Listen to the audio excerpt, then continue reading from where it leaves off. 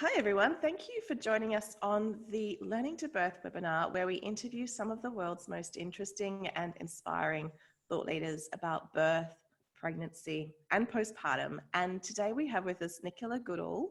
Welcome, Nicola. Hi, so happy to be here with you. Yes, it's fantastic. Nicola's joining us from the UK, which means it's a little bit early here in Australia when we're doing the recording. We're on opposite ends of the world. I'll just introduce Nicola. Nicola grew up in South London from a deeply rooted South London Irish heritage amongst hip hop culture, and became a Muslim and then a mama, all by the age of 24. She was lucky enough to be amongst the first doulas, officially taking the doula course by Michael O'Dent in 2002.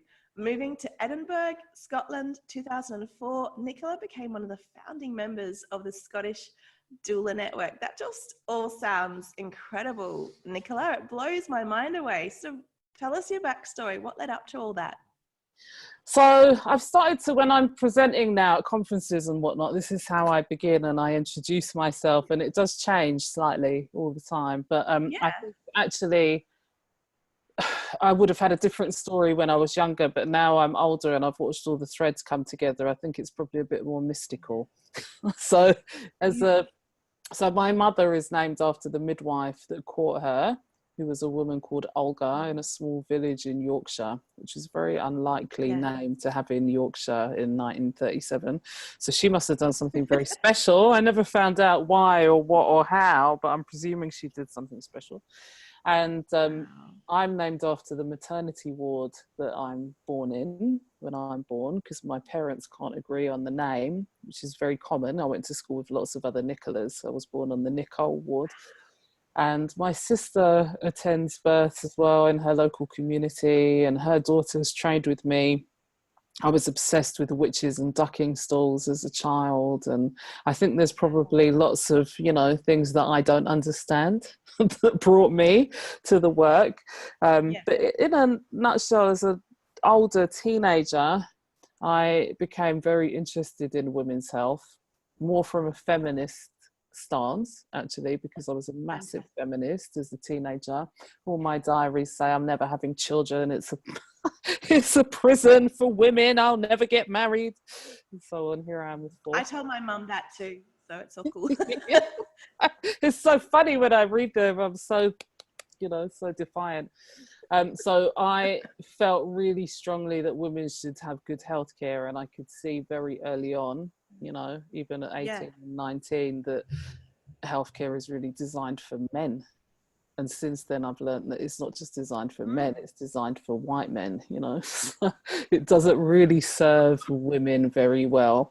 And so I just started to get really cross about all sorts of things, actually. And as part of that, started to learn about more natural medicine, including food and rest and so on, not just herbs. And I started to practice aromatherapy. I trained in aromatherapy, and I just began to be around lots of people having babies. They were coming to me for massage and whatever, pregnancy, new mums, babies. I was having my own children as well. And it just all kind of layered on, like most stories, it's quite complex. There's lots of different things that affect it. But I just, when I had my first baby particularly, I was just struck by the fact that not everybody gets the greatest care. Like, I had really good care, and I had my sister with me as my doula, if you like. And the fact that people were just on their own, or just tied down to the bed literally, and it just struck me as such an injustice. So I think that's mainly how I come in, the injustice, but also the esoteric stuff. I found a granny in my family tree I think she's about 10, 13 generations back, a really long way back. And she had 24 babies. Only one passed away. Maybe she had 25, but she had 24 living ones, I think. And she lived into her 70s. And obviously you don't record in censuses, local herbal witch woman or anything. You're just mother, cleaner, teacher, whatever. And so I think maybe I do come from a line of women that knew about birth. I don't know. Who knows? I'm gathering my thoughts still. That's extraordinary. scary. Now, Nicola's got a great TED talk online that everyone should check out. We'll include the link below. But in that, you actually say that being a doula, which is like the best job in the world. So do you want to tell us why that is?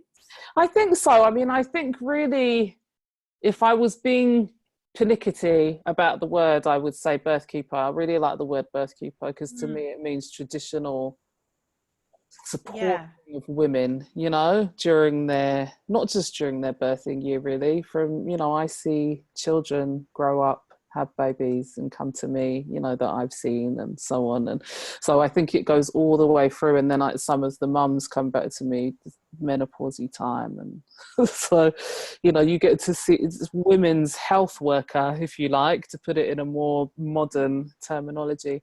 And I think watching that woman's story unfold and watching her in her power and giving her the space to perform that miracle of having a baby, conceiving, carrying, birthing, feeding, raising, etc., is just a real wonder to behold. I do love a wonder anyway. You know, I love a sunset or a mountain, or, you know, I love to be moved by the majesty of nature, but never more so than a, you know, woman birthing her baby, especially if she had a hard time the first time. For me, like if she's having a VBAC, or, you know, I'm particularly that, it's like incredible. But then also all the kind of, you know, what I would describe as the angelic realms and the wonder that comes into birth, you know, the magic that happens at birth. And I think actually it's been a huge self-development for me. It's really grown me and taught me a lot about life. And so selfishly, I think it's the best job in the world, but also technically as well, because, you know, women are wonderful and babies are wonderful, and seeing love between partners and mother and child. And it's just all, you know, almost all really beautiful, 98% beautiful. I didn't know anything. I'll just use the word doula for now, but I just didn't know anything about doulas until my first baby. I was pregnant and I was reading a book by Susan Ross called Birthright and read about them. And I was like, I want one. That's awesome. But if there's people listening to us today who don't know what birthkeepers are or doulas are, and they've just heard it today from us for the first time, do you want to explain, you know, what you do? So there's definitely, everybody defines it differently, right? Some people are going to say, I'm a professional and I wear a uniform and I'm technical and I take notes and so on. And other people are going to say, you know, I've been guided by Gaia to be with you today and I'm going to meditate in the corner. So I'll tell you about what I do. I think we have several... And it depends where you are in the world as well. And definitely let's use the word doula because that's what's widely understood. So I think that one of our roles is to find the cracks in the current healthcare system and fill them. So in the UK, I'm sure you're aware, we're in a huge amount of political turmoil at the moment. And actually the Prime Minister has just announced today that he's going to shut the Parliament down and just make a decision himself. Like, that's just so in a huge amount of turmoil, which has affected our services. We're actually, I listened to an economist say it's like Dickens England again for kids. Like it's the same. You've got the same chance of hunger and disease and whatever else. So I think that, you know, what we can offer as a country in terms of maternity services is failing. There's a huge space for more care, more love, understanding people's spirituality, working with them so that you've got a relationship based in trust and love by the time you have your baby, being reliable, being that individual that they know rather than some random stressed out person turning up who might not be having a good day because they work so hard, you know, they worked so hard. So I think that's one of our roles, is to help people negotiate whatever the healthcare is in their country, you know, whatever's available. But I think the other role is to bring back that holistic model of care that women had until Western medicine came in, you know, where the midwife lived in the village, you knew her from a child. I mean, I was fortunate enough to grow up around the corner from the midwife that caught me So every so often my mum would be like, there's Mary, run through the traffic. We'd have to go and honour the midwife, you know. And I was there as a child for ages, like, hi Mary. And then as an adult, I got to Lion King my babies to her, you know. I got to say, no, I've got one as well. Look, and I mean, she must have passed away now. I'm sure she's passed away now. But it was a wonderful continuum for me. And had I stayed and had my children in that area, I might have just been able to get in with her before she retired, actually. So I think that's your ideal scenario as a woman. It's a community member, right? So I think we can bring that back. And certainly we do get to follow through with people, like I was saying at the beginning, you know, you get to see them through their experiences, sometimes things you never expected, like divorce or illness or mental, all sorts of different things. So I think that we can provide that role. And I certainly, you know, that's my remit, I think, to like try and bring back that sense of holistic midwifery in the true sense of the word, you know, back in the day. So we know about herbs, and we know about listening and spending time, and we know about just turning up with chocolate when someone's crying, or listening to someone talk about their husband and they're not getting on with them, or whatever, you know, that all the stuff that services don't do anymore because they're focused on the body. I was just listening to Gabriel Marte talk all about, it's called When the Body Says No, actually. But yeah, I mean, he's incredible. And it's so, you know, I'm so glad to see somebody prominent talking about how we've got to put mind and body back together again. Obviously, obviously. So I think we're good at doing that, you know, putting mind and body, because, you know, birth workers all over the place are constantly saying, oh, if she's stressed, she can't have her baby, etc. We're probably the most vocal about it. The experience might be different in different parts of the world, depending on everyone's training. My experience here in Australia with my doula that I engaged during my first birth, I would have had a very different birth and early childhood with my child without her, because, you know, she connected, you know, whereas you go to a doctor and the doctor's all about what's wrong, and that's great when you're at the point where something's wrong. You know, doula is more about how to be optimal. That was my experience, you know, and she taught me all about, you know, how to prepare my breasts for breastfeeding. So gave me lots of tips. She told me about, you know, how much protein I was going to need to eat. She told me about, you know, she connected me to all the professionals who could help me. Like if I told her that something was niggling me, she knew, you know, she helped deliver, you know, 500 babies just in my city. And so she knew all the different professionals and who was a good baby massager and everything. She was a walking encyclopedia.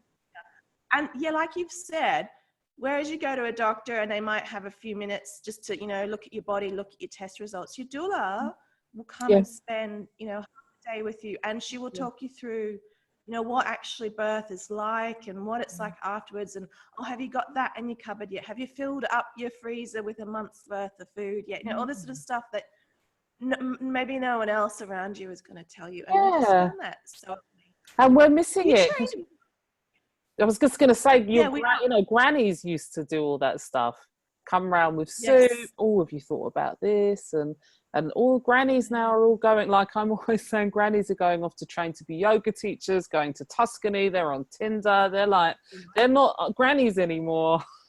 So we have to evolve. As grannies evolve, we have to evolve. Yeah.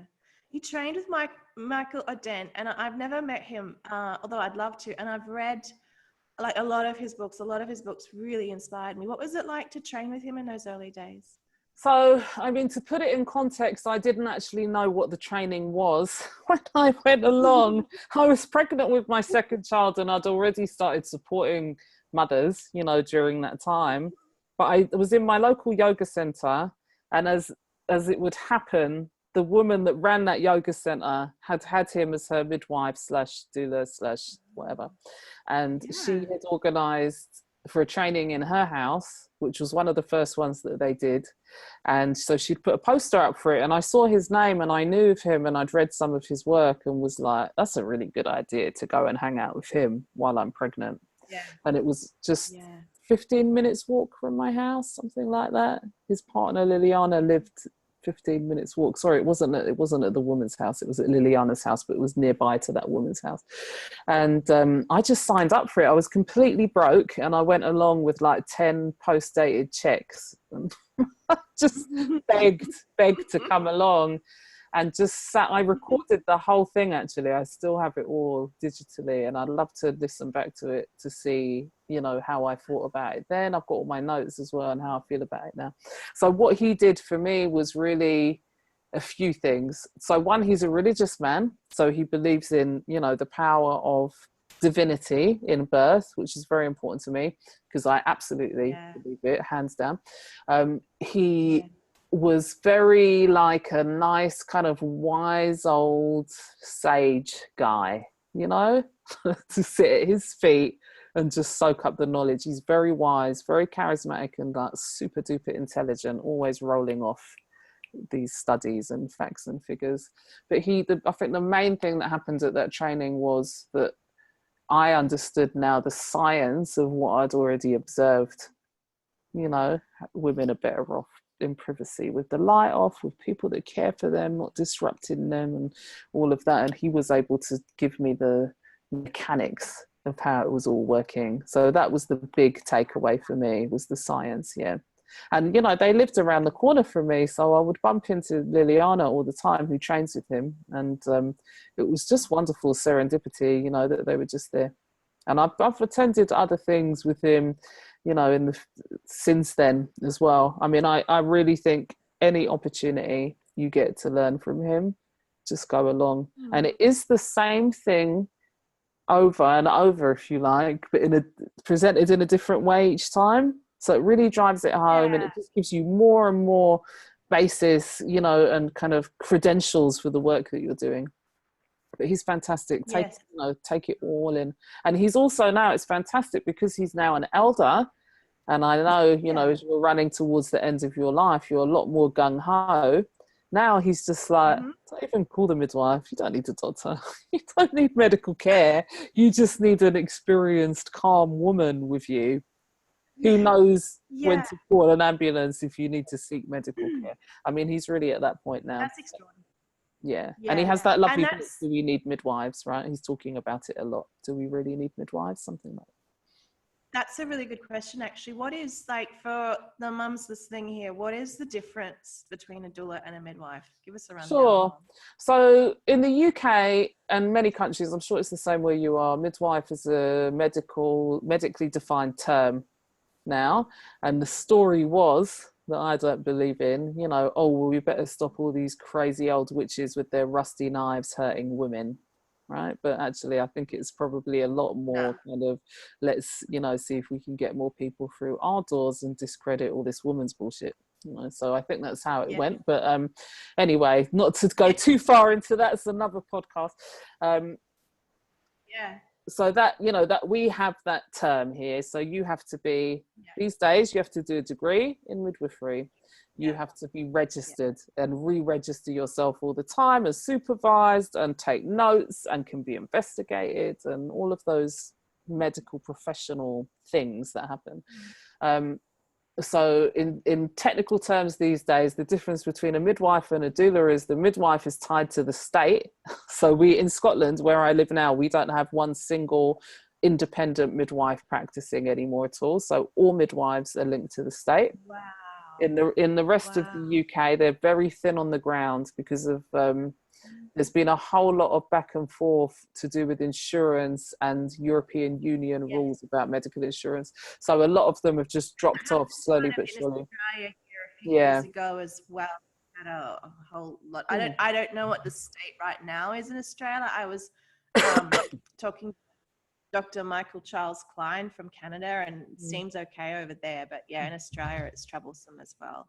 Yeah, it's bad. You know, it's really bad because then you do away. I mean, the independent practitioners are very highly witch hunted, you know, and looked upon and treated a certain way anyway. So I can imagine how easy it is actually to just step away and be like, I can't do this anymore. So technically these days, you know, all the midwives are joined to the state, which means that they're then underneath the rules and regulations. which are also highly affected, as everybody knows, by legal people coming in and chopping the policies in half time-wise and so on, and drug company people and their research, actually. So we're very independent from all of that.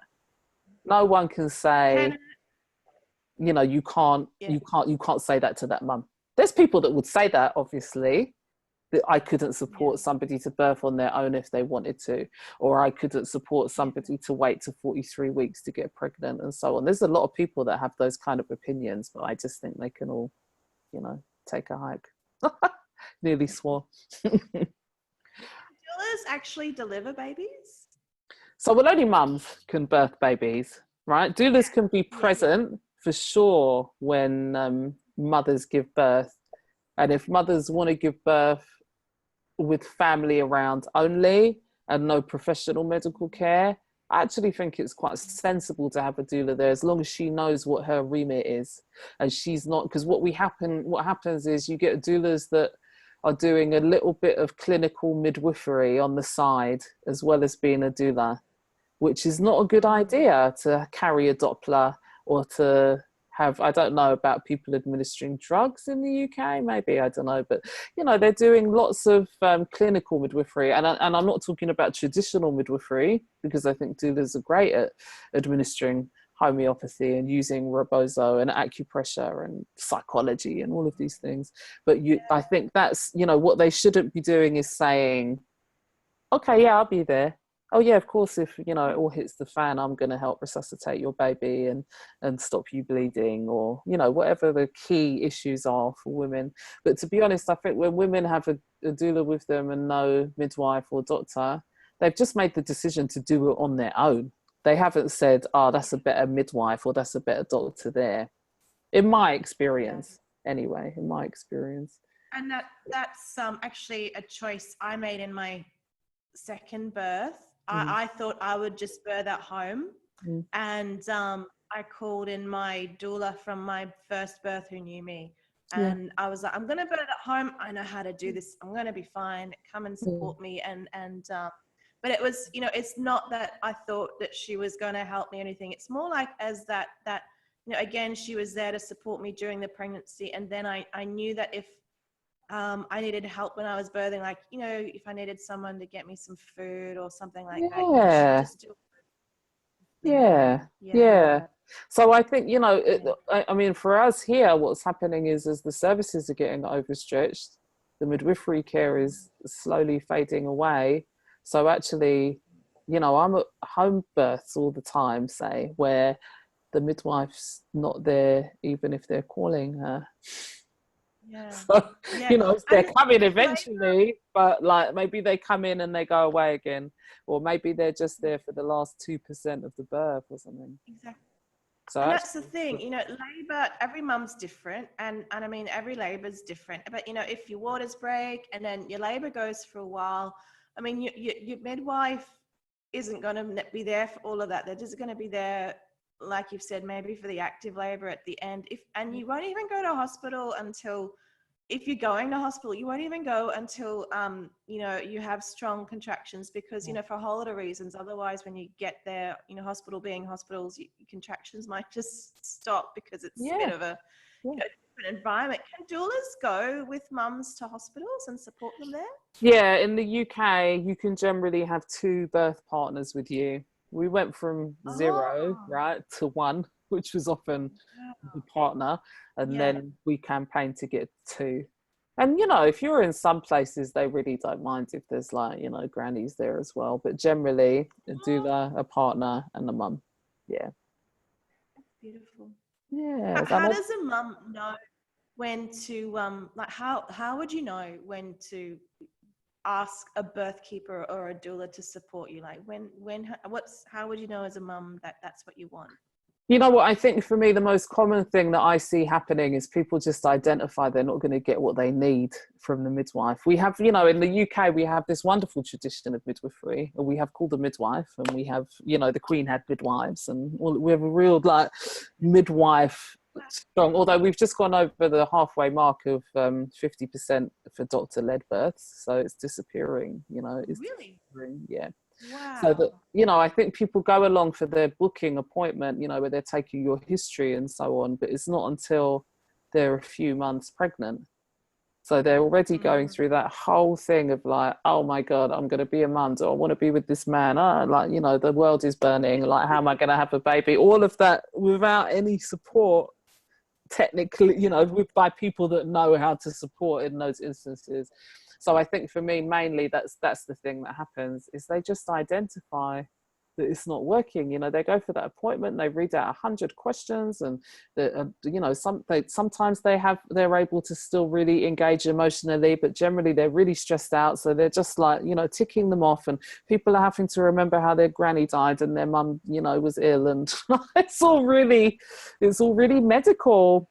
And, you know, out of the cities, it's definitely a lot better. It's definitely a lot better, and there is more time and space. But if you're in a city, particularly, it's bedlam. So they very quickly work out that they're not going to get what they imagined. You know, what they see on Call the Midwife, where the midwife comes in and has a cup of tea and sits for ages and knows all about your sister and all of that. So I think that's the main reason. But you know what, the odd person does get in touch and just says, I need this ancient thing. I know Yeah. I need that woman that plays that role, that mummy, that grandma, that sister, that, you know, community member that is that stable, not guide, but support, the person that can walk with you along that path. It's beautiful. Mm. You've mentioned the show Call the Midwife, and in Yeah. your TED talk, you do talk about how our cultural, there's myths about birth Mm-hmm. are so to the reality of birth. Yeah. And I can certainly agree with that. Do you want to maybe, like, for maybe some of the mums listening here who maybe haven't given birth and they've only got those cultural myths, do you want to like walk us through what the differences are Yeah, in a sure. like I birth? mean, it's Yeah. probably best to look at it from what makes good film, rather than, you know, showing birth in its reality. And there are loads of wonderful watch, right, to explore birth. I love Face of Birth, actually, the Australian documentary. It's Oh, amazing. really? Okay, So there are lots of yeah. things to watch to, you know, look at good birth. But, you know, what makes for good film is, well, certainly, unless you're watching some sort of avant-garde art film, you're not going to watch a film for 16 hours, are you? That involves a lot of darkness and kind of moaning and, you know, day eating and whatever. It would just be really boring for a lot of people unless it was an art film. So, you know, but we're getting better. We're definitely getting better at I can depicting think of, birth. I'm thinking now, I'm inspired like by an art gallery installation, Yeah. and you go into the room, that's big dark room, and all the screens everywhere, and there's a big hologram of just like women in you know, over That would be balls and in bars. wonderful. That would be wonderful. Just to go in and you could go and sit in there for 10 minutes or something. Absolutely. Yeah, So I yeah. think it's a lot. And also, what makes for good film is drama. And Yeah, there are, of course, there's drama at birth sometimes with roaring and yeah, anger, and yeah. all these emotions that come out. But I think actually, generally, they're quite peaceful. You know, they're just quite zen, and there's not, you know, what you want when you're watching birth on TV is somebody getting slapped on the face or having to get, you know, birth in a lift, or you know, there's got to be some terrible thing happening. They're trapped somewhere, or, you know, they're finding out that actually it's their partner's brother that impregnated them and not their partner, and, you know, it's Oh, all just like high drama. So, and, you know, we're all aware that it's a very intense moment, so they prey on that intensity, don't they? So I think that actually staying away, especially staying away from what we have now, this documentary style birth program, which are also cut in the same way, they're edited in the same way. They want the drama, they want the ridicule, they want the exciting bits, the money shots. They don't want the tenderness between partners, the tiredness of the midwife, the things that we notice, you know.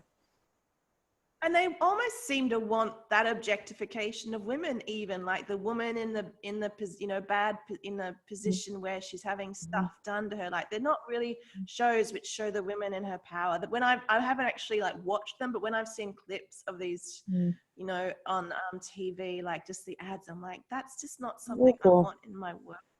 They're awful. They make, you know, we've got One Born Every Minute here, and I mean, it's just ridiculous. They make a lot of the staff look like they kind of infantilize the patients they're looking after, the women they're looking after. They make a lot of the male partners, I don't even think I've seen a female partner on there. They make all the men look stupid. Like, it's obviously whoever's the director or editor or whatever loves to do that. They just, you know, yeah, it's not a good depiction.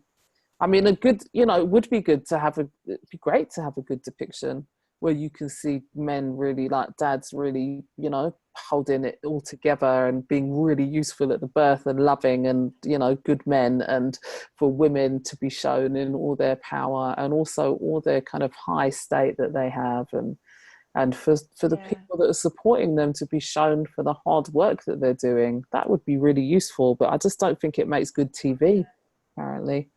And often a lot of TV is a lot of men sat around a table, isn't it? I mean, I'd love to be able to get exposed to people that, say, plan that twilight birth, because I reckon it's probably a lot of men around the table going, and then we'll have her die and almost be killed by her baby inside, and, you know, not thinking it through as to what that means.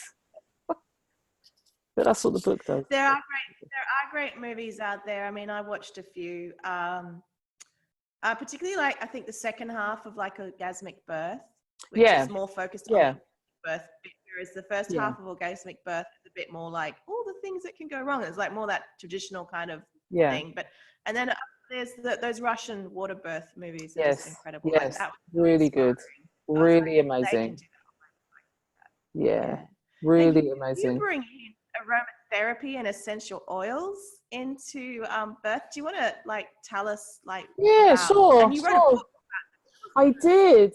I have this little book that's 10 oils for the birthing year, because I thought about writing a tome, you know, like the Bible size, and then I just thought, you know what, I didn't want, when I had my babies, I just wanted a quick guide. Oh, I've got a headache, what should I use, etc. I wanted to be able to just look up things quickly. And you get to know those 10 oils as well, I think, if you just choose 10. So yeah, I use them a lot. I just I was very fortunate that my mother worked in a health food store when I was a teenager, so I got exposed to a lot of that stuff quite early on. Lavender oil, homeopathy, etc. Ginseng, I remember her taking ginseng during her menopause and so on. So it was very normal for me to use that when I had my babies, and go off and study it as well. And my sister was very good at proactively sort of pushing it on me, and still does. I left her home in London yesterday to do the 8-10 hour drive up to Scotland, and she handed me some grapefruit oil so I think this will keep you awake on the way, this will be great. So she's still very actively, you know, using them and sharing them. She's my big sister, so she's 7 years older than me. She's quite parental. And I found them so incredibly useful, because there's nothing the doctor can give you for many things that happen when you're pregnant. And even the good old paracetamol, or whatever it's called over there, Tylenol or whatever, even that is now going out, because, you know, we've seen risks with asthma in children and so on. So there's very little they can give you for the common ailments that you have: nausea, headache, aching legs, swollen legs, all of these things. And actually, herbal medicine and aromatherapy are very accessible, very cheap, very easy, and really effective.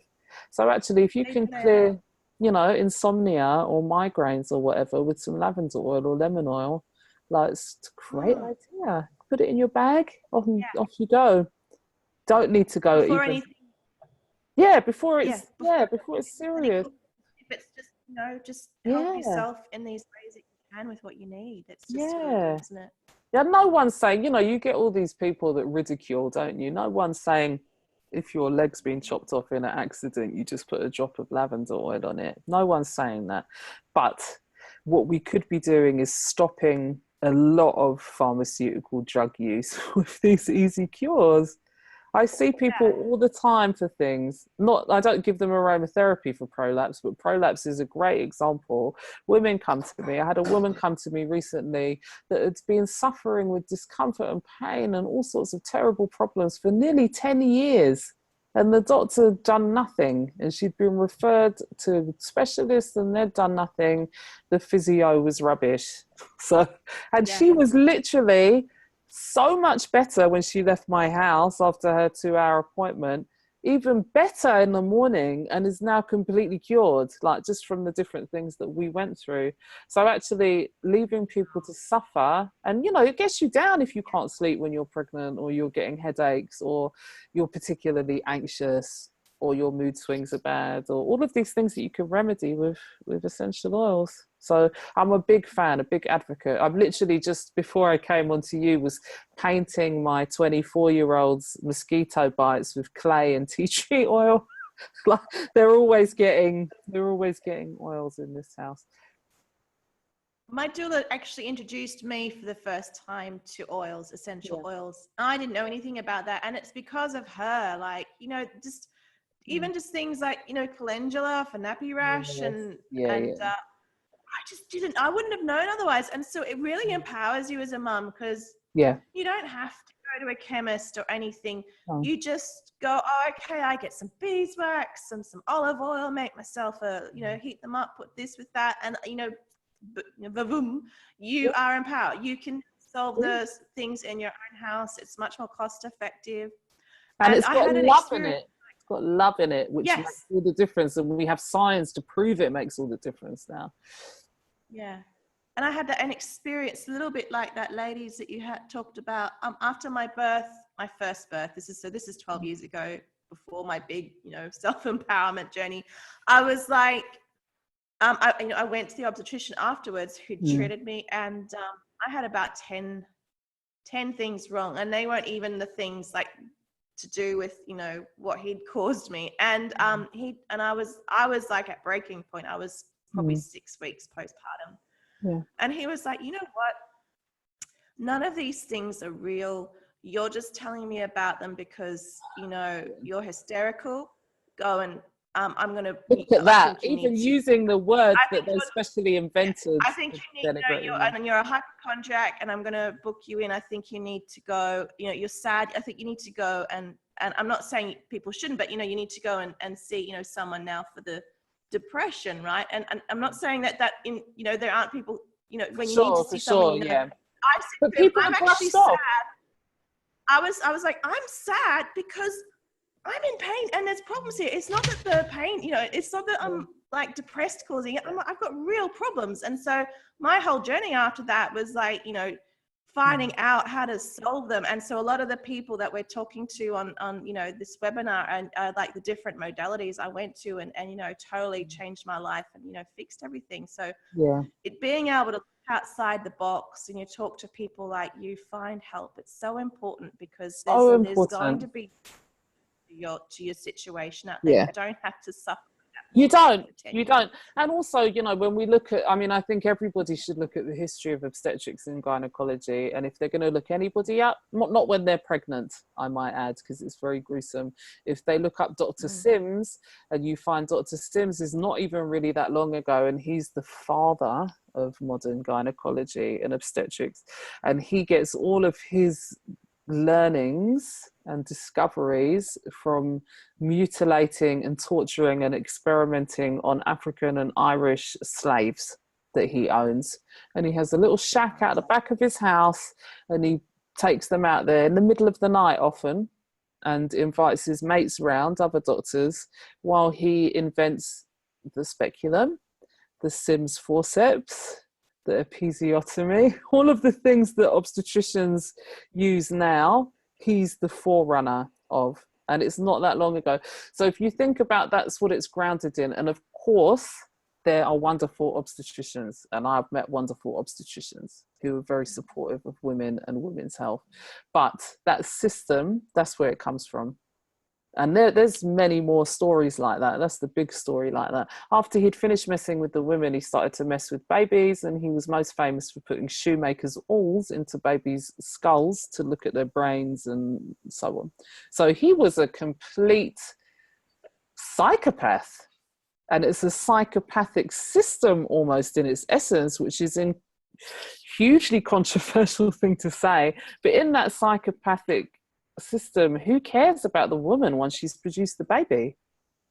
Nobody cares about the woman once she's produced the heir, right? So, you know, all of those things like prolapse, wound infections, pain when you're having sex, even depression, you know, we're getting better with that. But all of those experiences that women have, the obstetrician and the gynecologist generally is like, what do you expect? You had a baby, because I'm practicing Dr. Sim's system of medicine.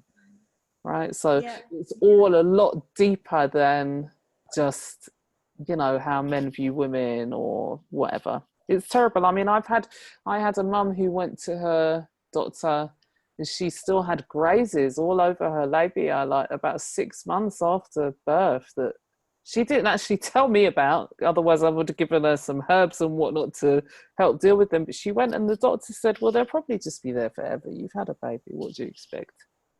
I mean, you've got to have, I mean, that's like a terrible injury, isn't it? Like, who wants grazes on their vulva? Like, nobody. And they would bleed and everything. I mean, that's awful. So I think, you know, we've got a long way to go before your doctor says, okay, I'm listening to you. I'm going to send you to this woman for your pelvic floor. And you know what? We're out with the antibiotics now. It's not working. So here's the herbalist number. And everybody works together. Exactly. We're a long way from that, I think. Yeah. And now that's interesting because you bring a lot of skills to being a birth keeper. Do you want to talk about like some of those skills that you bring into your work? Yeah, sure. I mean, I think, you know, I'm one of those people that loves to learn. And I really think when anybody says I know it all, I'm the best doula, midwife, doctor, or whatever, you should steer clear of them, right? So always learning. And I'm particularly interested in learning about Indigenous medicine because seemingly that all works out really well. You know, unless you're in a car crash or something. But even then, if I was in a car crash, I'd like a shaman there doing whatever they could. So, you know, helping out in whatever way. So I'm particularly interested in Indigenous medicine. I've got this wonderful midwife friend from Colombia, and he's an Indigenous man from the Musqueam people. And he's always making this joke that he loves it when we catch up with them. And I love that terminology because this is what we do, isn't it? They've got this unbroken chain of knowledge for thousands of years that's worked really well. And then along we come with our like, oh, we can do that better, colonizer European mentality, mess it all up, and then full circle after like 30 years or something, go, oh, they're onto something there. And go and steal all their herbs out of the rainforest or whatever technique. So, you know, I'm particularly interested in learning from Indigenous teachers and traditional midwives and so on. So I love Rebozo, but I think you need to learn Rebozo skills ideally from a South American, not from some white middle class woman in, you know, England or Holland or Australia or wherever. I work with the Rebozo quite a lot. I work with just bloody paying attention. That seems to have gone from the art of midwifery and doctoring. Sometimes, obviously, I meet professionals that do pay attention, but there's a whole lot of them that don't. Like I've been at so many births where the baby's clearly coming and they're still saying, oh, I think we need to talk about an epidural because you're not coping very well, are you? It's going to be ages yet. And there's like a baby on its way out. I've seen that loads. So I know my second birth was like that. I'd already, you know, when you switch over your poop, you know, the baby's coming out, and you know they were like they had no clue how close. I was like, no, the baby's coming. I promise. Just get away from me, you know. Yeah, I mean it's incredible. Sometimes I'm like, are you like here, or are you so attached to the machinery, or the stress, or exhaustion, or who knows? Getting divorced or whatever's going on in their life that they're not doing that head to toe check that we can do when we're sitting peacefully, actually, is, oh, look at that. She Yeah. keeps looking at her man like, oh, I'm so worried about what he's thinking. Maybe I can send him to the kitchen to go and make some tea. And, you know, just all of that kind of lateral thought that you need to help if there's a problem when someone's having a baby, I think. So I'm always learning. You know, I was the Gabor Mate talk, that's very much a part of me, you know, learning some more about the connection between the mind and the body, and trauma and illness and wellness, actually, and so on. So I think definitely learning from Indigenous midwives, if you can, you know, it's not easy. I don't know what that's like in Australia, but I always remember that one of the main main jobs a lot of Indigenous midwives in Australia say is that their main job is to tell the baby that they've done it before. I've done it. I'm the midwife. I've done it. I know how to get out. It's a spiral. You're going to come out. It's going to be fine. It's going to be great. And so that, you know, if you're lucky, you learn that when you're a midwife. You almost certainly don't learn that as a doctor, that kind of stuff.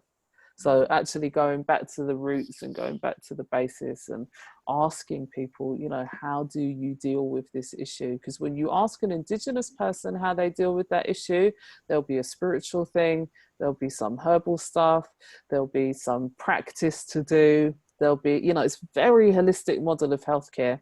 And we need to really learn from them, you know, to approach something from all angles. Because actually, you can cure some things. You can cure cancer with marijuana oil.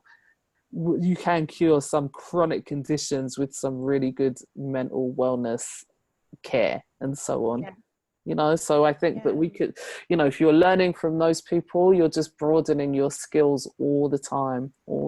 I'm so happy for somebody to come to a workshop that I'm running where I'm teaching and say to me, no, actually, have you heard about this thing too? I'm always like, tell me about it. I want to know. Yeah. I'm making my notes. Like when we have that friend of mine, Ramiro, anyone that's watching in Europe, he's coming to Europe for a tour in a minute, September and October. Whenever he teaches on my birth educators course, and whenever we have the sessions, I wrote 9 pages of A4 for the last 2-hour session. I was just really like, I've got to write it all down. I mustn't forget any of this. He's a beautiful I've teacher. had a lot of moments of like that during this webinar, like speaking to different people, like, you know, Tasha Jennings, the fertility nutritionist. I was just like, wow, this is incredible. So I actually am loving that from this experience, speaking to so many people like you who have so many decades of knowledge. It's beautiful. Learning. Yeah. Look, and I still have my mentioned teachers and mentors, you know, I've still got them. I'm still telling to them. And you know what? Some of the greater ones are still telling me about when they were learning from the granny midwives or whatever, you know, they're still happy to say, I was learning. One of my greatest teachers said that in her understandings, it was not long before she passed away in her 70s. It's actually her birthday today.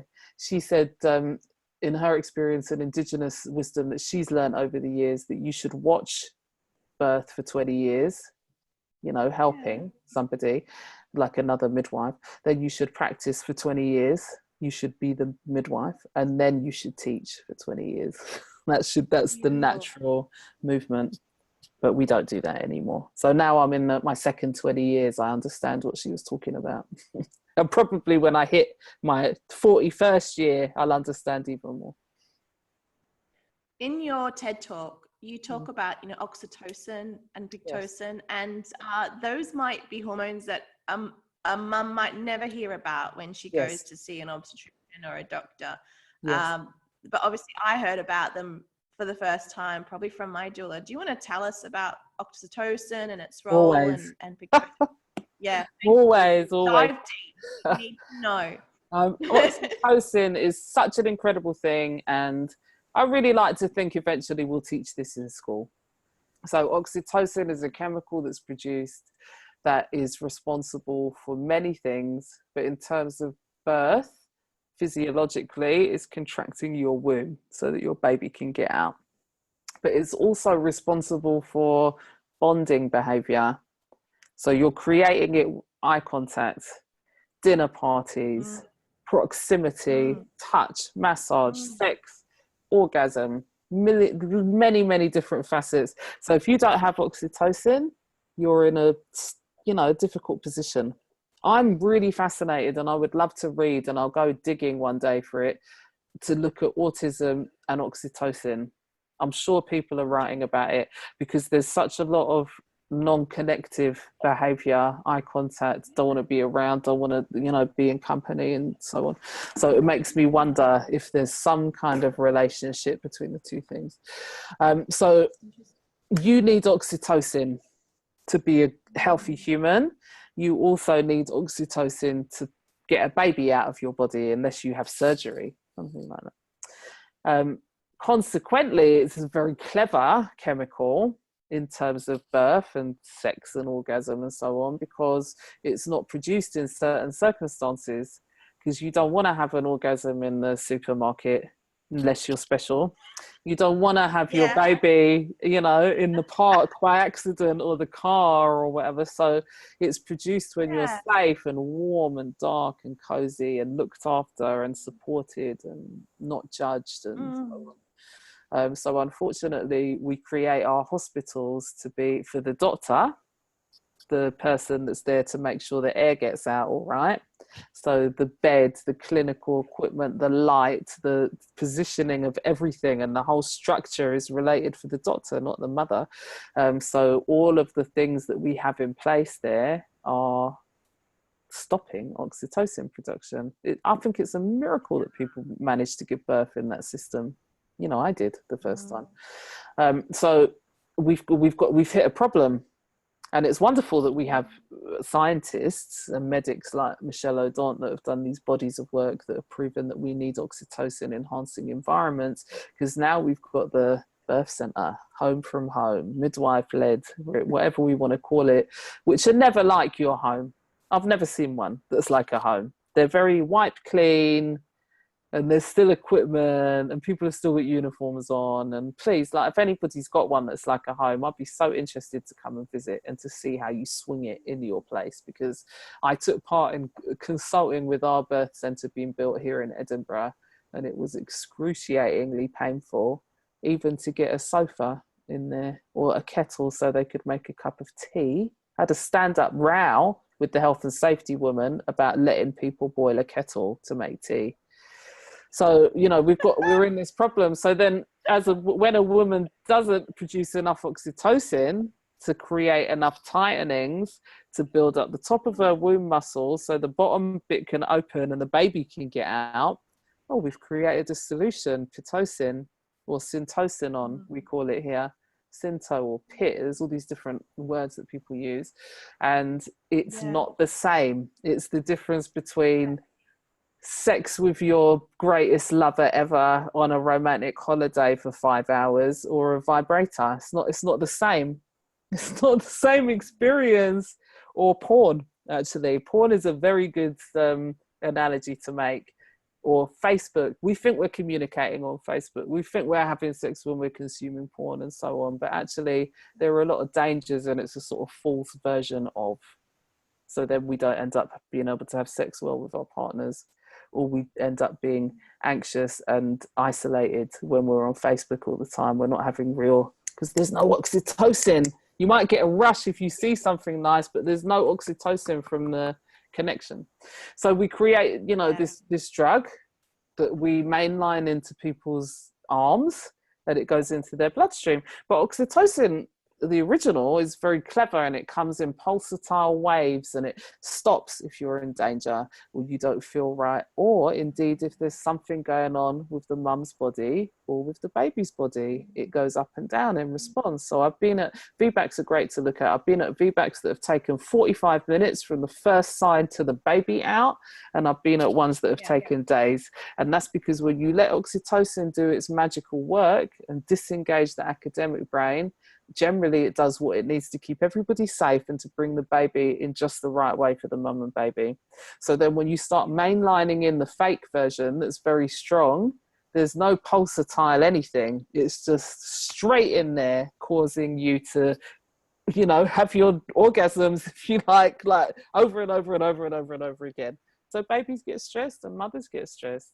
and mothers bleed after, you know, because their womb is Oh, exhausted, and there's more surgery and there's more trauma because there's more pain, and not just for the mum yeah, but for the partner. And then the mum is turning back to the partner saying, you know, what's wrong with you? You let all that trauma happen to me. Marriages end. Like the implications for the baby growing up with unhappy parents, it goes on and on and on. I went for dinner with a friend on Monday evening, and I supported him when yeah, they had their last baby.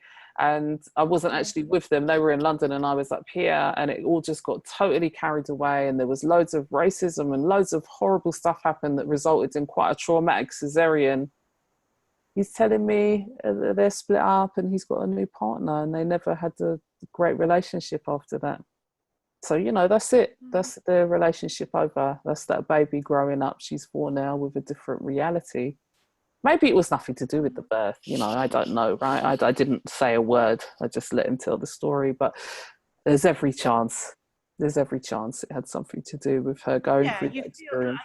you know, definitely feel from, you know, um, when from my own perspective, if you had a partner, like, and then you have a really bad experience and they were there through it, and maybe, you know, they advocated on the other side, then I know from my perspective that Tough. you no longer feel a sense of safety and trust, and then that there's no depth anymore to Yeah, the it's relationship. really tough. Yeah, And, you know, some people, yeah, they get stronger going through those things, but a lot of people, it doesn't end well. It might, you know, from my experience and what I'm looking at.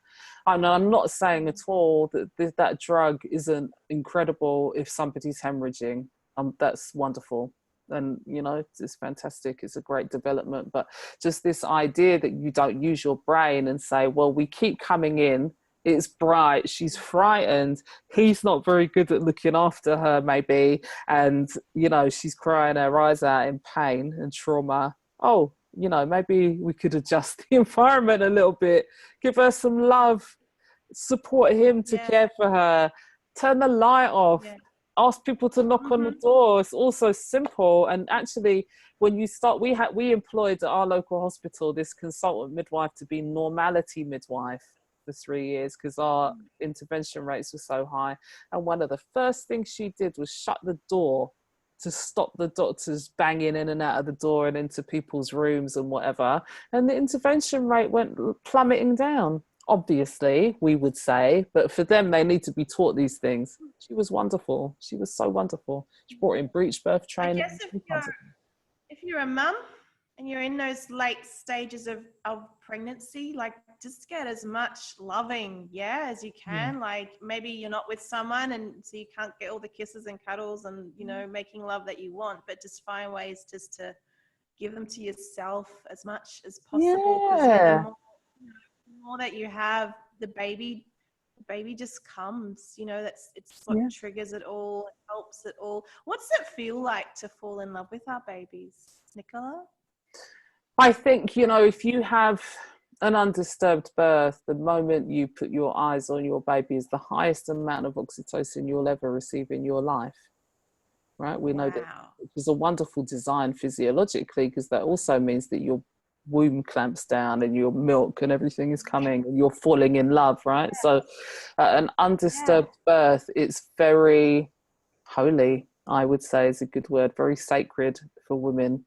You know, they have I did all this research before the TED Talk, and I was surprised that even the most kind of least spiritual people that are in my, you know, orbit, if you like, in my world, even they were like, oh my God, it was just like I was, you know, somewhere else. You're the creator on earth, aren't you? So it's a wonderful experience to, you know, bring your baby out of your body, which still amazes me, even though I've seen it, you know, a baby, a body coming out of a body, and meeting them. And I think it's not just that logic of you're my baby, therefore I'm supposed to love you and so on. It's definitely chemicals. Sarah Buckley does a very good job of describing the chemicals of, you know, seeing Mary on the mountain moment and birth, and how it's the same. Basically, it's the same makeup as I've just seen Mary on a mountain and she's blessed me, you know. So if that's your thing, obviously it could be whoever else, or whatever else, but whatever that holy experience is for you. Love So Sarah Buckley. it's very, she's amazing. She's amazing.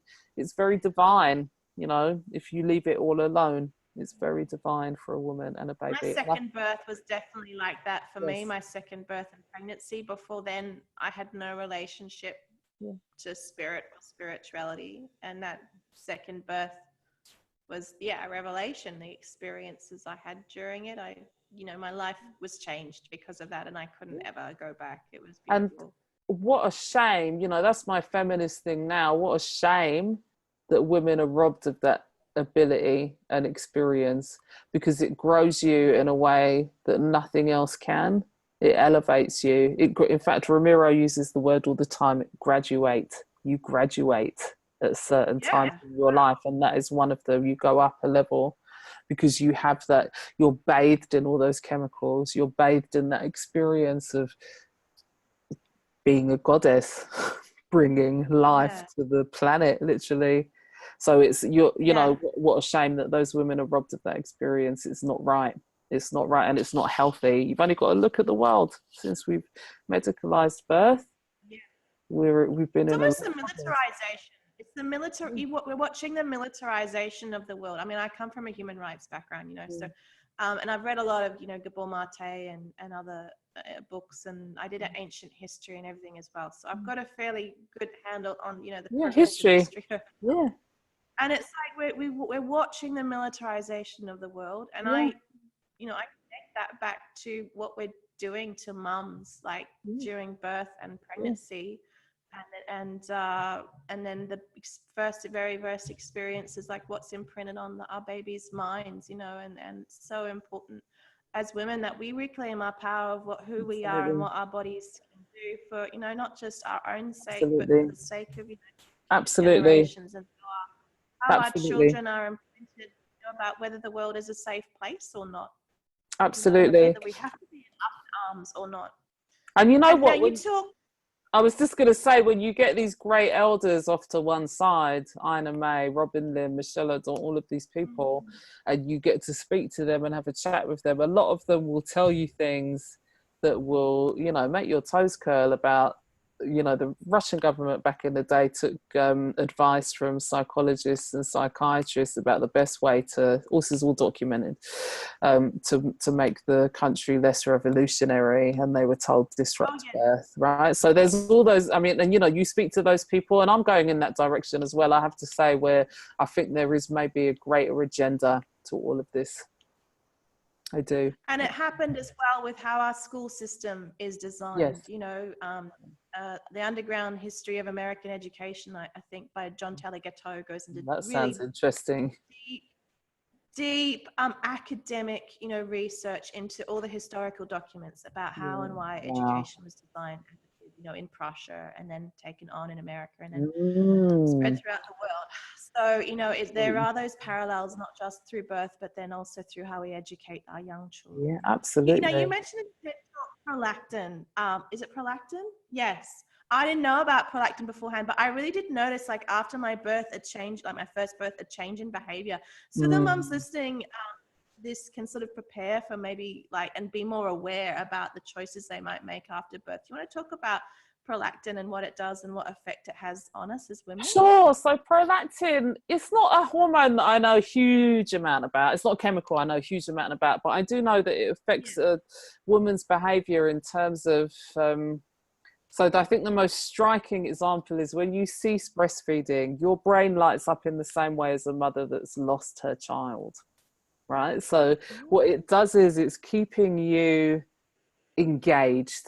So it can sometimes make you a little bit more anxious about your baby. It's the thing that makes you, you know, one of the things that makes you jump up in the night when you're exhausted and, you know, feed your child, even though you couldn't really get up for anything else because you're so tired and so on.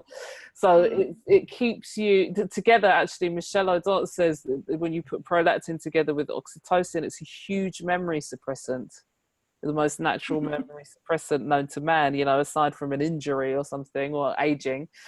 So it's playing a huge role in your mothering. And of course, we're very developed beings, and we could use logic, and there are other things that happen to create your mothering persona, if you like. But prolactin is a real helper. It's making you alert. It's infecting your brain patterns when you're sleeping. So if you're within arm's length of your baby, your brain patterns start to match with them. So we're all breastfeeding mums that have slept in a bed with a baby will say it's amazing because I just ping awake and the baby's there looking for some food before, or the milk rushing down, right? When I had my first baby, to get to the bathroom, you had to go up 2 flights of stairs and through another room, like it was bloody miles away.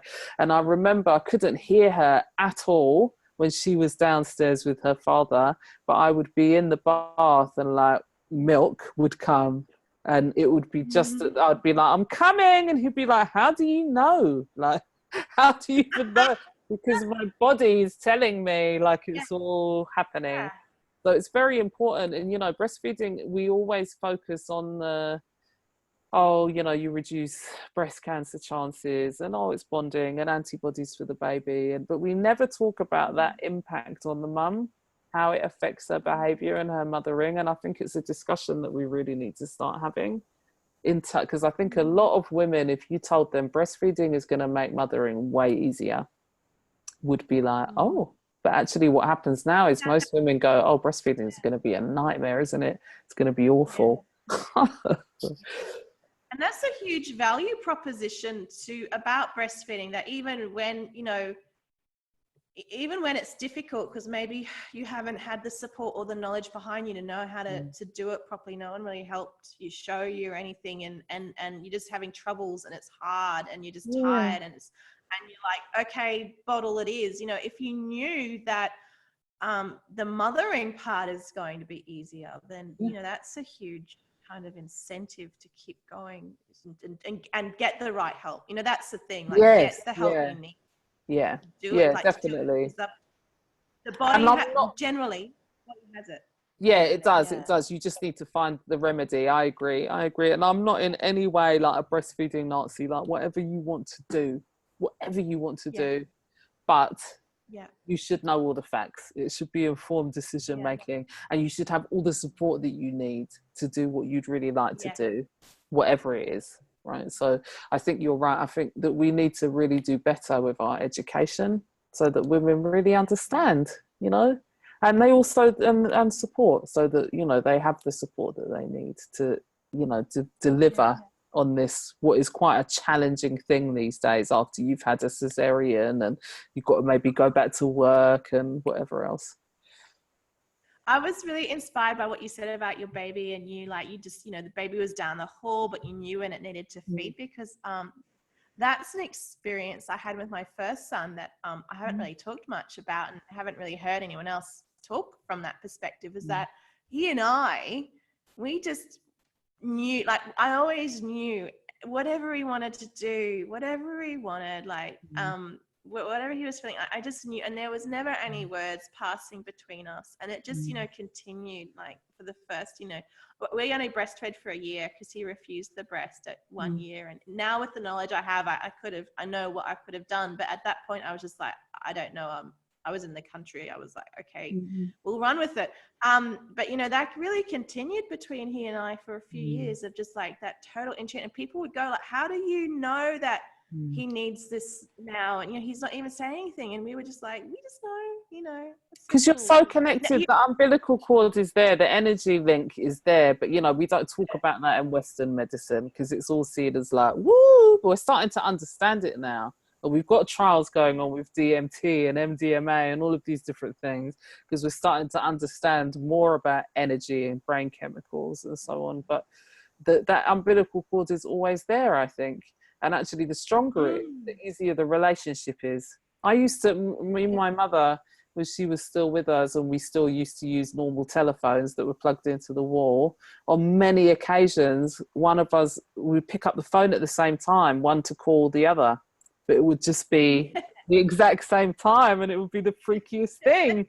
So, I think that, that those bonds that are made then are super important, and intuition is super important, because being perceptive to people's needs is everything. I mean, that whole the whole crux of that Gabor Mate talk is that, you know, if you have people being perceptive to your need, then you don't develop the illness. It's okay to go through the stress and the trauma and whatever else, but as long as somebody's coming and putting their hand on your shoulder and making you calm and loved again, it undoes all the damage. So, you know, we need to, you know, if we want to create all of these strong love bonds so that we don't have people like Trump, and we don't have children in cages, and we don't have child soldiers and all of these horrors of the world that we've got right now, you can't behave like that if you've got a strong love response. And the beauty of it is as well, to like really go to like Woodstock days, is the more oxytocin you produce, the more receptors your body produces, so the more love you feel. And it's just like a beautiful cycle of becoming more and more and more able to love and feel love. So I think actually this is hugely, hugely important work, and it's not just about birth and feminism and so on. It is literally the thing that can change the world. And there are people definitely that look at it like that. Michelle O'Donnell looks at it like that. Ibu Robin Lim particularly looks at it like that. She is trying to change the world one person at a time. Yes. Yeah, it's very important. Yeah. You talk about decolonizing the postpartum. What does that mean? So I think what's happened with the postpartum in a lot of Western countries is that we've just thrown it away. And maybe that had to do with medicalization of birth, and maybe it has to do with things like war and so on. But it's terrible, because women are suffering, families are suffering, babies are suffering, and you know, people are just exhausted. And actually, in traditional Chinese medicine, if you treat yourself well during those 40 days, it has an impact for the next 40 years. And after watching for all this time, I would say, yeah, it's particularly from your menopause on, right? How you go through menopause, perimenopause. So I think it's a hugely important time, and it's not really much, is it, to ask for 40 days of being, you know, looked after, put back together again, and resting after producing a life, you know, and getting to know that child.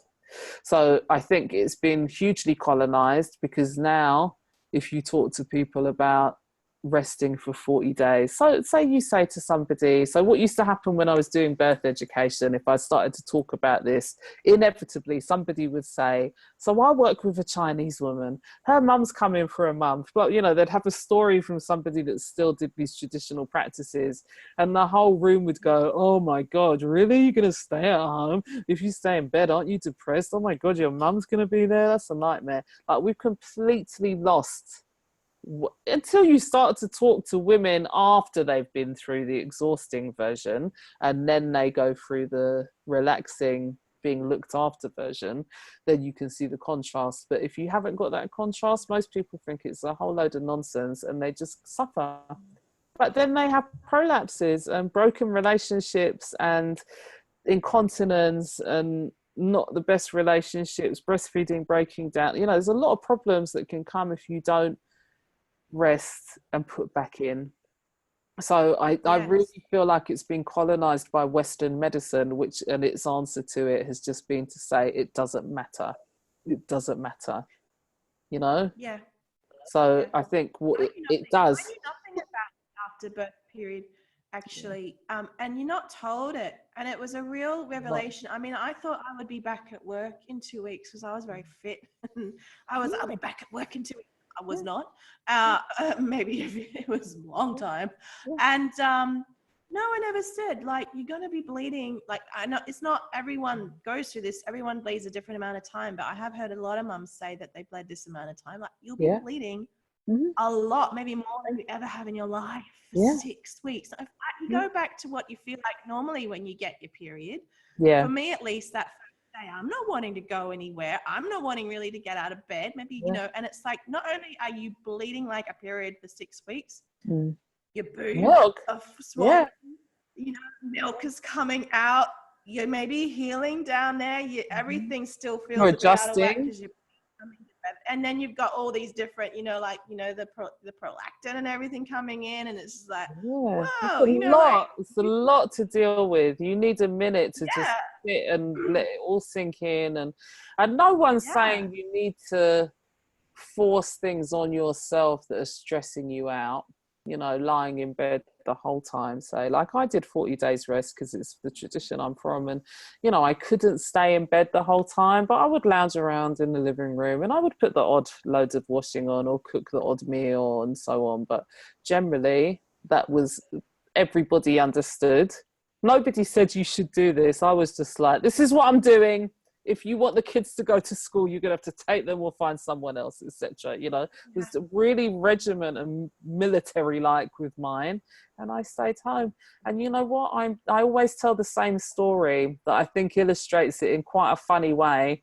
Is after I had my last one, and I had 3 in 3 years, 1, 2, 3, breastfed that whole time, and I had a big one at that point, so that was 4 babies. And when the little one was about, he was crawling around, so about 8 months or something, we went to a party for one of the older ones, I think she was 3, at a trampolining center.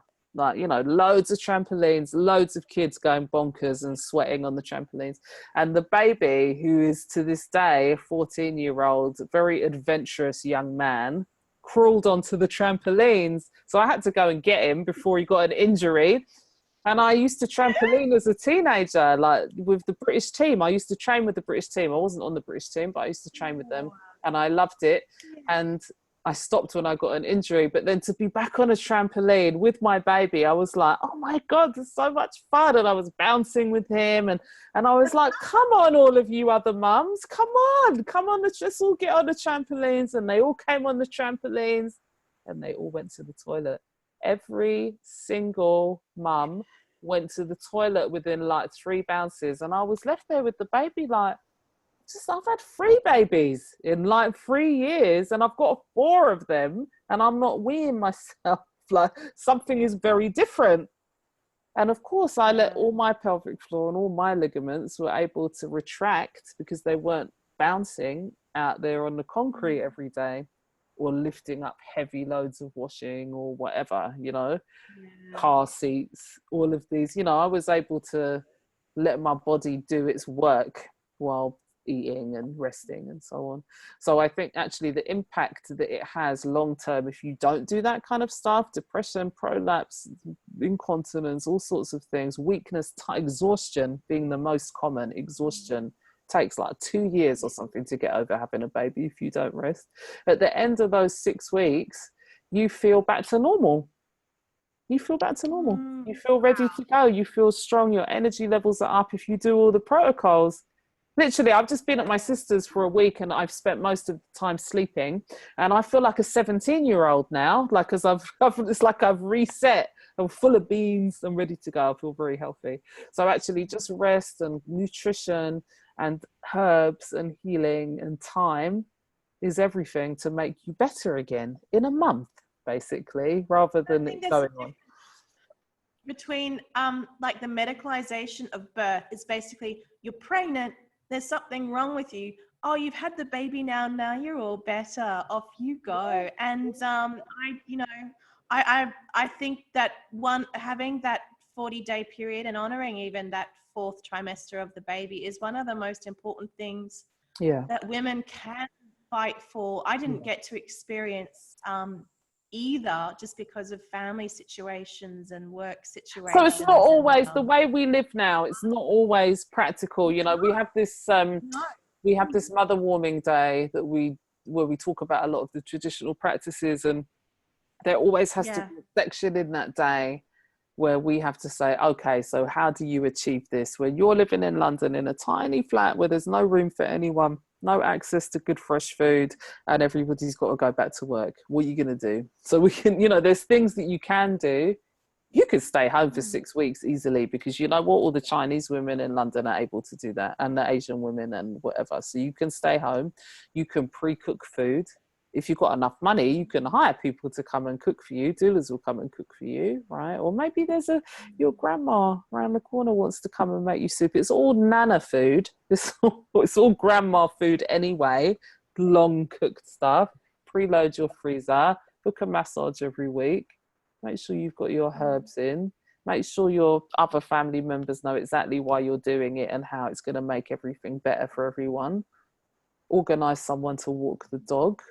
organise another. Look, all the other mums just took my children to school for me and brought them home.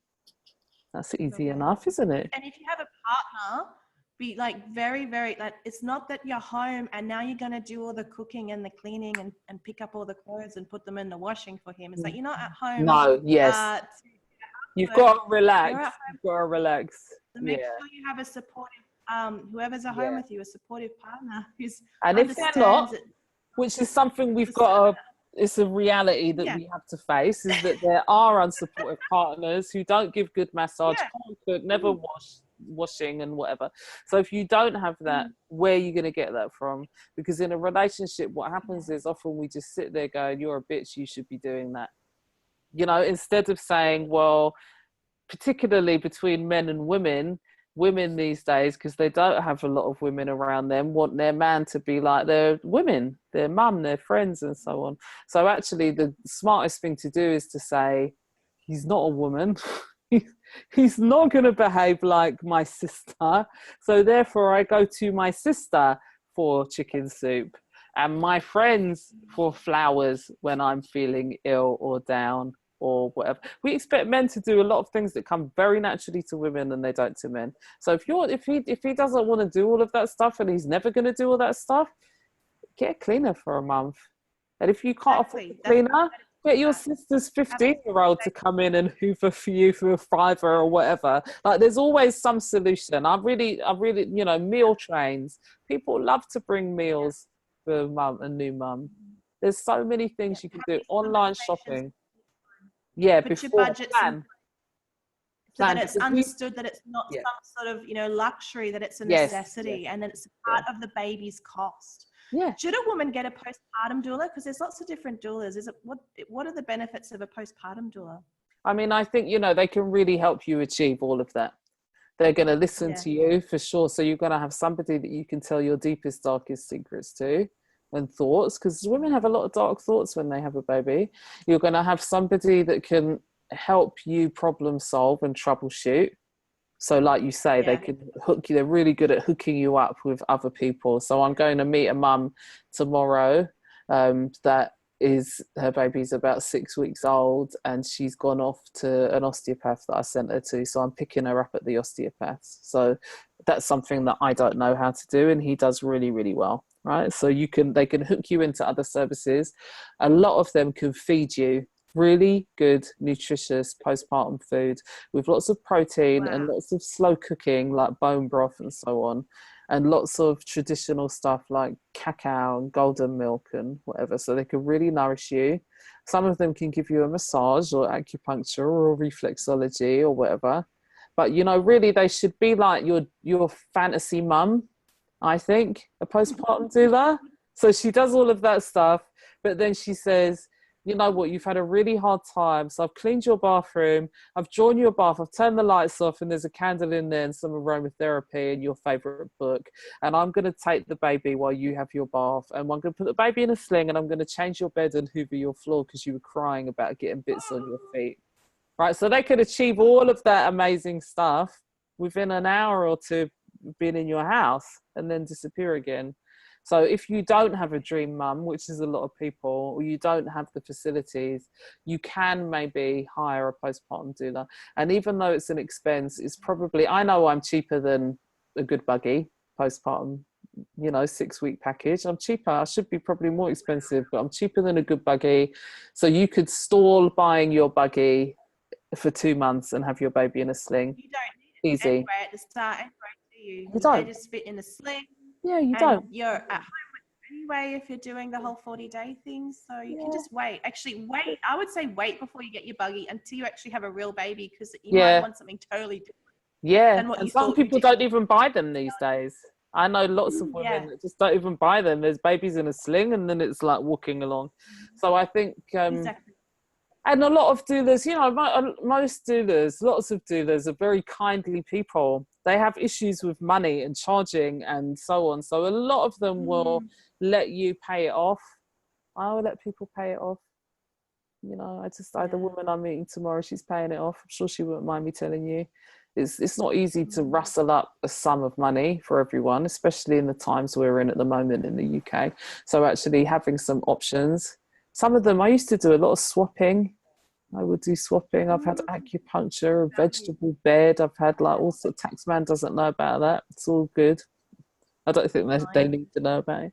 So I think there's definitely ways, you know, planning, seeing what you need, who can help you, choosing the person, your budget. There's probably people that are learning, you know, that might want to do for cheap, and like there's all sorts of solutions. I think you're right. A lot of people just go, oh, that's another expense. That's a luxury. That's like what, you know, posh people have, trendy people have, or whatever. But we all need it. We all need it. We do. Now, you are part of the Red Tent movement. What is that? Yeah, so we when we were writing a doula course, so I was delivering someone else's doula course for them, and knew I always wanted my own, but for historically there had only ever been one trainer in Scotland, and I didn't want to be like, oh, I'm going to break that. I'm going to be the trainer. So I taught with her, and then I taught for her, and then she decided to no longer have her company. So we wrote our course, me and Hannah, who delivers the course in Yorkshire in England. And we had identified over the time that I was teaching that course, and also the mentoring that we'd both been doing, that what was really missing from a lot of doula preparation in the UK, and what was common feedback from these women that we were mentoring, was that there wasn't the support network and structure that you need to do the work. So a lot of women would drop off because it was just too hard without that structure. So we decided when we wrote this course that it had to be half preparing to be a doula. Physiology, ethics, money, all of that, you know, all the normal stuff that you find in doula courses. But the other half would be about self-care, self-development, looking after each other, the greater picture. You can help someone for free if you like, but you're able to charge them 5,000 if you like. You've got to know where your integrity lies, and just stuff to do with that woman, you know, that's delivering that work, that job, because it's very difficult at times. It's very trying energetically at times. Working in that system is very stressful and so on. So actually the Red Tent used to be where you went during your bleeding time, right? And sometimes there'd be grannies in there and new mothers, and there'd be people having their moon, and it was a woman's space, and it was very supportive, and people nourished and nurtured and looked after each other, and combed each other's hair and massaged each other, and tore, you know, sugared hair off each other, and did all sorts of womanly things in there. So Red Tent was the obvious name for it, you know, that we wanted to create that feeling. And we have, I think we have something like 400 women, and we've only had a couple of minor spats, nothing major, and they all really help each other. They help each other with their lives in all aspects, not just when they're having babies and so on. We had a mum that needed, like she had a very difficult financial situation spring up unexpectedly, and needed money, and was just in a terrible situation, single mum. And I just posted in our little closed student group, like, okay, let's just all put in £1 each, or £5 or 20, you know. And people they put in pounds, some people put in tens, and an odd person put in 20s, and we sent her over £400 like within a few days. And it was just perfect, just by that collective help. And she's a wreck. She cries every time she thinks about it. She's so eternally grateful, which also means that she will pay it forward one day, no doubt, I would say. Yeah. So we found it very, very important that we should really encourage that Red Tent feeling, where you can come and you can say whatever you want, and people will look after you regardless. And if it's something hateful, they won't go, you're a bitch. They'll go, you're hurt. How can we help you get better? You know, so that's the essence of the Red Tent, really. Women all coming together collectively, because collectively we can make a huge amount of change. And actually individually, some of these roles are impossible. Some of these tasks, you can't do them on your own. I couldn't send that woman £400 for sure. So actually it's wonderful that with everyone just throwing their pennies in the pot, it was enough to help her out. These things are simple. So that's the essence of the Red Tent, and we continue to kind of push that. And sometimes we have little gatherings, and they're not for profit. You know, we get a lot of, we're going to have a retreat and it's going to cost a lot of money, but these are just for costs only. And so yeah, it's very important, I think, for us doing this work. I really like the name, actually. It's reclaiming the redness, I guess, of birth and postpartum, because a lot of the images that we see about pregnancy and birth, they're like this. There's no blood. There's no blood. But the reality of birth is that it will be red. And the reality of those 6 weeks after is that they will be red. And if we knew that, I think we'd be a lot more willing, like, to put aside that 40-day period of rest. And, you know, women, even during their pregnancies, you know, sometimes they will spot blood and there'll be blood there, you know, and they're shocked, like, oh my God, but I'm meant to be pregnant. There's meant to be no blood. And it's like, so we need to know, like, when there is blood, and when it is, that's good, and it's safe, and it's okay. And to welcome it as part of birth and the part of the healing, you know, as your body, you know, gets back together. What is the Red Tent course educators, the birth educators course that you do, and how can people participate in it? So after getting lots and lots of requests to share education work, I guess, to teach educators, I eventually bit the bullet and wrote a course. So it's a year-long course, although we do 7-day residentials. Occasionally, if people invite us, we go. So we're doing one in Dorset in England at the coast this year. So you just do 7 long days, full blast adult education training. And what I had noticed was, so in the UK, you can do a degree with a parenting charity, which is a wonderful education in many respects to be an adult educator, but it's ridiculously expensive for most people to do that. Or you can do some kind of like short weekend course where they hand you a syllabus in a ring binder and you deliver someone else's syllabus without having the background or any teacher training or anything. So there's a massive deficit unless you've got a natural skill as an educator in terms of education training. So I wanted to write this course, and it's a year long, and they meet each season. So we've got a group in Edinburgh, a group in London, these 7 days. And it's not just me, it's me teaching the adult ed stuff, psychology, group dynamics, all of that stuff, and learning, helping them with you know, how you structure everything. How do you structure your course, evaluate it, charge for it, etc. But then we have lots of guest teachers. We have Ramiro that I was talking about earlier. We have Robin Lim. We have Mark Harris, who works with men and birth.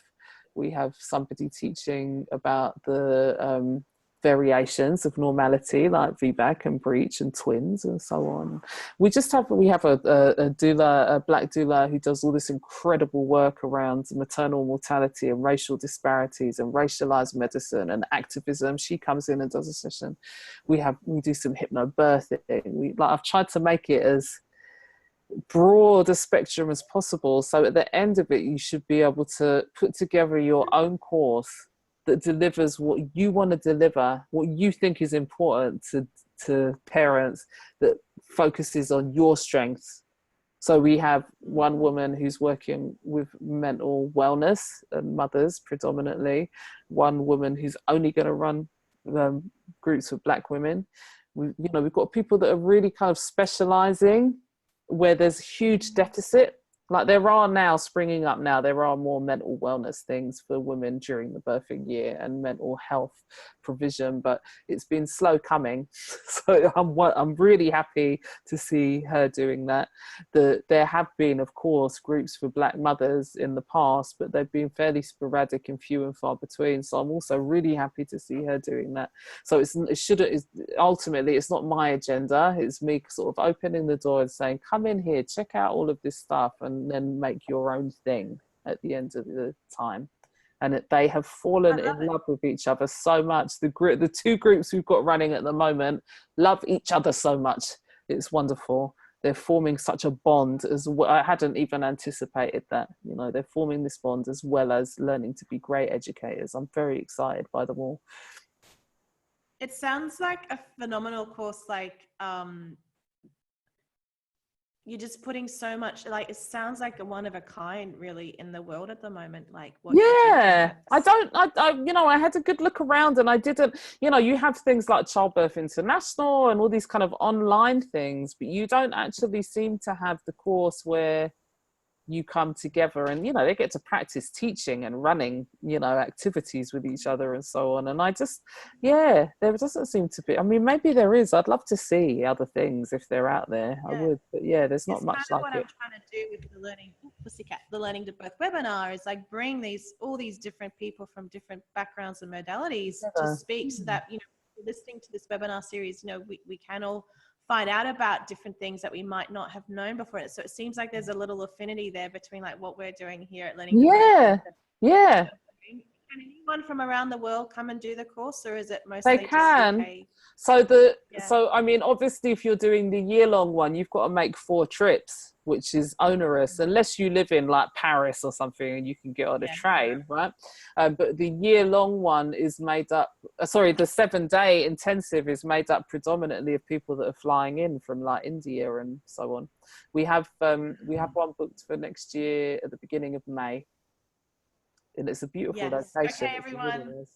Really get in touch. The link down below to Nicola's May session. Wonderful. All right, Nicola, if you give me the link to that.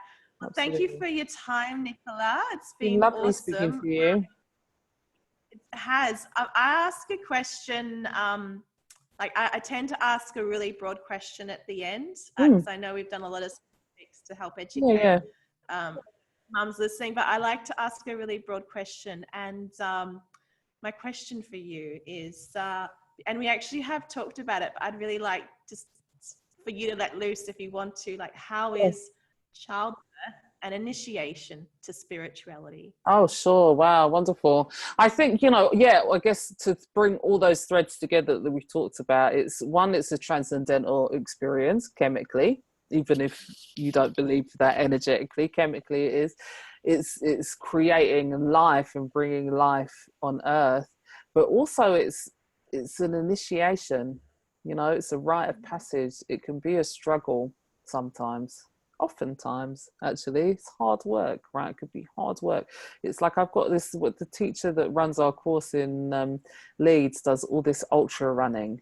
So she runs like all through the night and up 10 mountains in one race and so on. But she has the most incredible high and sense of achievement for what she's achieved, and I look at her and think, oh no, never, you'll never catch me running up fells at like 3 a.m. with a head torch on and so on.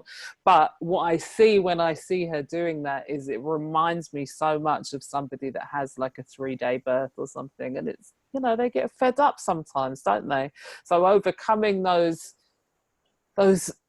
hurdles and actually standing at the end with your arms in the air, victorious, it can change your whole world. You hear so many people that say, well, I did that and then in fact, I have a friend, Akiko, and if you Google Creative Dundee and go into that website, it's like TED Talks, and you put in breech birth, you'll find Akiko giving a short talk, like a TED Talk, talking about how her breech birth opened her up creatively and made her creatively fearless as an architect, and has changed her life, because she had a breech birth. So I think actually that rite of passage, that initiation, that's what brings your, spirituality in the broad sense of the term, because you realize you can do anything. If you can birth a baby, you can go through that, you can do anything. So then all these other menial hurdles to jump are very easy. But, I could talk for hours about that. Yeah. It gives you that passage to freedom. It's like, I've said that before, like when people go, you can't do that? I'm like, I can do anything. I've given birth, and it's because you can. And so problems that maybe to other people, or maybe to you previously might have been like that high, they're suddenly down there, and now you're freed. That's right. Walk like a giant. Across the world. That's a very good way to put it. Walk like a giant across the world, because a woman that has an empowering birth, you cannot mess with her. She's changed forever. she's changed forever into very much more strong warrior type, you know, achieving, getting what she needs and wants, and saying no. Actually, that's one of the great things, is that those women say, absolutely not, I'm not doing that. Whereas the less you've developed that skill, you might not be very good at doing that. So it's a kind of definite, after that experience, you can change the world and do whatever you want. You're right. Actually, I think that is, you're looking back, you're right, that, you know, until I had that kind of birth for myself, you know, is it like your boundaries aren't strong? You can be quite permissive, and you can be like people can put obligations on you and things like that. And but once you've had that experience and you know who you are and what your gifts are, you're very strong, and you stand up and if you need to say no, you do. And then that's the most powerful gift really you can give your children, because you become this protective mama bear, and you know, like, not just only when to say no, but when to say no to the world. Like, no, you're not doing that to my child. My child. Absolutely.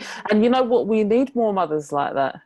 In these days of things like forced vaccinations and children being, you know, stolen away by the government because the parents don't want to, you know, whatever medicine. And I mean, and children in court on their own in America, right? 3-year-olds and so on. So in those days, we need those mothers. You know, I love those pictures of Indigenous women, and they're like breastfeeding a baby, and they've got like a massive machete and a look on their face like, don't come near me. We need those mothers. Right now, we really do, more than ever. It's been beautiful speaking, You Nicola. you too. Keep in touch. And it must be late there now, so thank you for all your time. And everyone, it's been awesome to have Nicola here, and all the links to Nicola's book and course will be down below here. So thank you, Nicola, and hopefully we'll talk again soon. My pleasure. I hope so. Ciao. Bye, everyone.